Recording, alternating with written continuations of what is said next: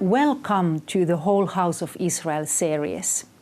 In the last 2 episodes, we have talked with Abud Cohen about how the Samaritans celebrate the biblical autumn feasts. This time we are talking about Sukkot, the Feast of Tabernacles, that concludes the autumn feasts. As soon as the Day of Atonement, Yom Kippur, was over, the Samaritans began to prepare the Feast of Tabernacles, Sukkot. How do the Samaritans celebrate Sukkot? Yes.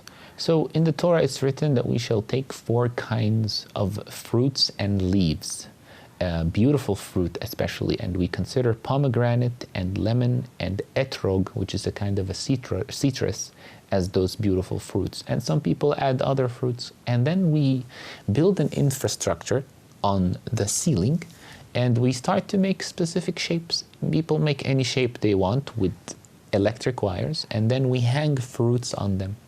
We do this to remember the miracle in the Sinai desert that God used to protect the Israelites with clouds from the heat of the sun. So we remember this miracle, and we have it in our houses for 7 days. It smells amazing. It looks beautiful. And everyone goes and sees the other sukkot of each other in the community, and we have guests from all over the world to see it. The Samaritan tabernacles are inside the house. Why?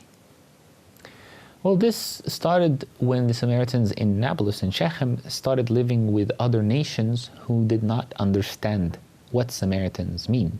They think that they were idol worshippers, or they didn't want to be misunderstood. They just wanted to hide their identity. So having a sukkah outside is like telling everyone, hello, I'm a Samaritan. And that was not very welcome during so many years. How else do the Samaritans celebrate Sukkot? You have this sukkah, and you visit other sukkah. Yes, we have the pilgrimage, of course. The first day is the pilgrimage. And the pilgrimage of the tabernacles, or the pilgrimage of the Sukkot, is the 3rd pilgrimage, and it's also the last pilgrimage in the year. It comes 3 days after Yom Kippur, when we finish making the Sukkot. We go up to the mountain and do the pilgrimage, and then go down and celebrate in the Sukkot, and then it stays for 7 days. And a lot of sweets in this festival. So it's a really happy 7 days. To just feel like you're in heaven after Yom Kippur, to feel like you are blessed by Hashem, that He provided you with the land and the fruits and the good waters and the good wine. So it's really to be thanking God and to be living peacefully in the land. Sukkot lasts 7 days. How do you celebrate the 8th day, the closing of the feasts? The 8th day is celebrated by a beautifully long prayer, about 8 hours long prayer, that has beautiful poems and chantings specifically for this day. And the cantor also participates singing those poems and chantings. And we also raise the Torah many times and say one of the passages that talks about the 8th day, which on this day, the Israelite shall go to the Levite, and he shall pronounce blessings that are written in the Torah to basically thank God that He provided all the year, and he is praying for God to provide for the next year.